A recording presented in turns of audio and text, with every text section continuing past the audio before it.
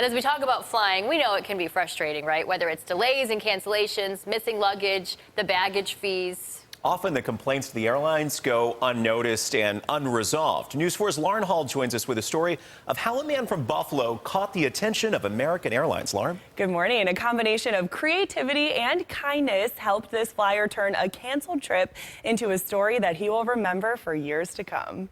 You know, she just makes the best faces. And Alex Hamburger loves being an uncle to his niece, Mia, but he doesn't love that she lives all the way in Kansas City. she was born last September, and then I was back out there in November, and then she was home for Christmas. So I've seen her 3 times. The 4th time was supposed to be in March when Alex planned a weekend trip to see his sister, brother-in-law, and niece, but a sudden illness grounded him in Buffalo. I got just really sick pretty much everywhere from my head up and went to the doctor, and they said they really advised against travel. Not only that, but Alex's ticket was non-refundable. Canceling meant he would owe American Airlines $200.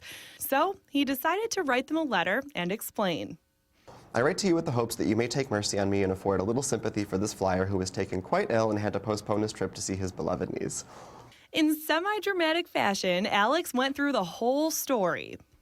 I visited the doctor that evening, and he was sufficiently concerned with my symptoms that he suggested I cancel my trip to Kansas City the following day. Why? I wondered silently to myself. Alex included a copy of his doctor's diagnosis and pictures of himself and Mia. He signed it and mailed it off. A couple weeks later, the grateful flyer got an email. Dear Mr. Hamburger, thank you for your letter to customer relations. I enjoyed reading it and your photo story to match. Alex was delighted to learn that the airline appreciated his tale. They waived the cancellation fee and helped him rebook his trip. I sure don't want your niece to be disappointed if you don't show up. Mr. Hamburger, I know you will have a lovely time visiting family. So Uncle Al will have some extra cash to bring when he finally gets to Kansas City later this month, and a great story to share with Mia when she's older.